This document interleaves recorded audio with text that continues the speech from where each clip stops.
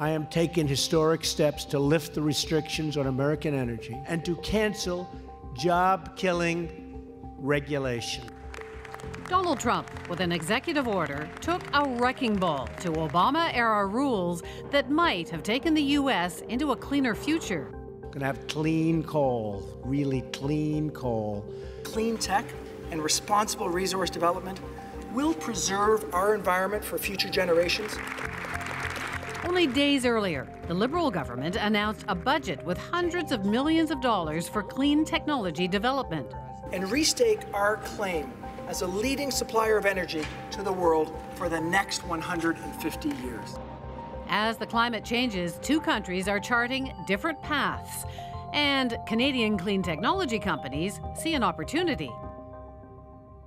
Trump backing off on climate, I think, is morally reprehensible. There's no other way of positioning that.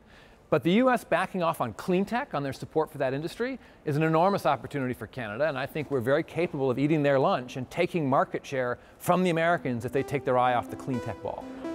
Climate entrepreneurs say now more than ever, meeting Canada's Paris climate targets could be both virtuous and profitable. What's different now is the price point of clean energy is coming down very, very rapidly. Solar is now roughly at scale 50 cents a watt instead of $4 a watt, maybe 10 years ago. So the price point has dropped precipitously over the last little while. And now we're seeing new technologies like energy storage come into play.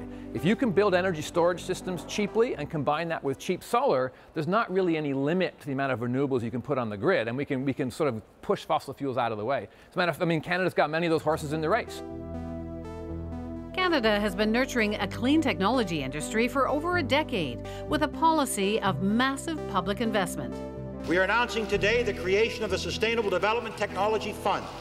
This fund will foster innovation. So Sustainable Development Technology Canada, which was a government initiative under the previous Liberal government.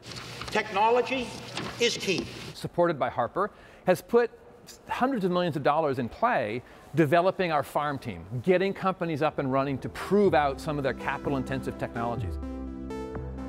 But players on Canada's farm team rarely break into the big leagues. According to industry think tanks, in recent years, Canada's clean tech exports have lost global market share. In Canada, we're really good at growing saplings, and by that I mean we're really good at incubating companies and starting them and providing the sort of funding, and what happens is we end up growing companies that reach a certain size and then they stall. They don't get any bigger. While startups can sprout like spring flowers, there are 774 Canadian companies at last count. Global competition is tough. And because Canada doesn't have a burning need for more power, its clean tech industry can't rely on local demand. A lot of what's standing in the way is simply we have a lot of embedded infrastructure. There is an enormous amount of energy flowing through an existing system. So in a place like India or Pakistan where you're building a new grid, most of what's going up is renewables, and renewables plays a very big role in those parts of the world. Where you have an existing grid, it's very hard to turn that machinery off. There are vested interests, there's capital equipment that's up and running, there's simply ways of doing business. It's hard to turn that kind of machinery off once it's turned on. We're making immediate investments to support clean tech research and development. At this stage of the game, the industry still relies on government. And right now, Trudeau seems to be a friend. What the private sector needs to make the right decision, to make decisions about low carbon energy infrastructure rather than high carbon, is to have a signal in place, a market signal in place. What we really need is a very robust price on carbon. Now, the price that we're putting in play in Canada is a tepid signal. The price on carbon pollution should start at a minimum of $10 per ton. As of 2018, the provinces have been given a carbon price target of $10 a ton, rising each year until it reaches $50 by 2022. The clean tech industry would love it to be higher, pointing to the help the fossil fuel industry receives from government. We have subsidies to fossil fuel industries that are still sufficient enough that they'll actually cancel out the price on carbon. The oil and gas sector receives more than $3 billion in federal and provincial subsidies and tax incentives every year, dwarfing handouts to clean tech.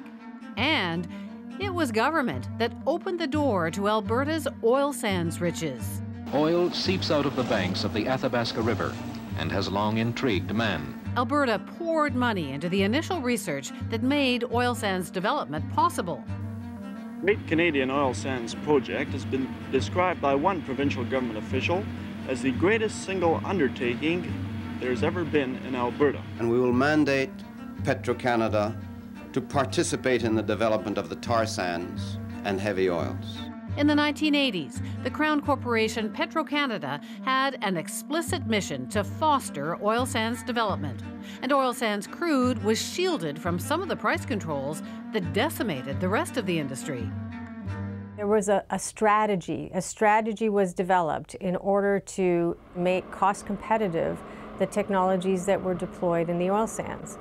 The same thing needs to be done for green technologies. Incumbents have an advantage over emerging industries simply because they're incumbents. They're there, they're powerful. And that's, I think, one of the skews in how fast we move, is that's holding us back. Canada is already a global leader in hydropower, yet the hydropower industry says we've only tapped half of the country's available resources. The country's potential in other renewables is vast, and Canada's clean tech industry already provides tens of thousands of jobs. Combine that clean tech innovation with our natural resource base, and it's quite natural to think of us as a renewable energy superpower. But developing natural resources as clean energy and developing technology and selling it are two very different economic pathways, and we need to pursue both. What is impossible is business as usual. Business as usual will take us right off a climate cliff into economic catastrophe. But while Canada pushes to go from carbon culprit to clean power superpower, the question is how much time and how much money it will take.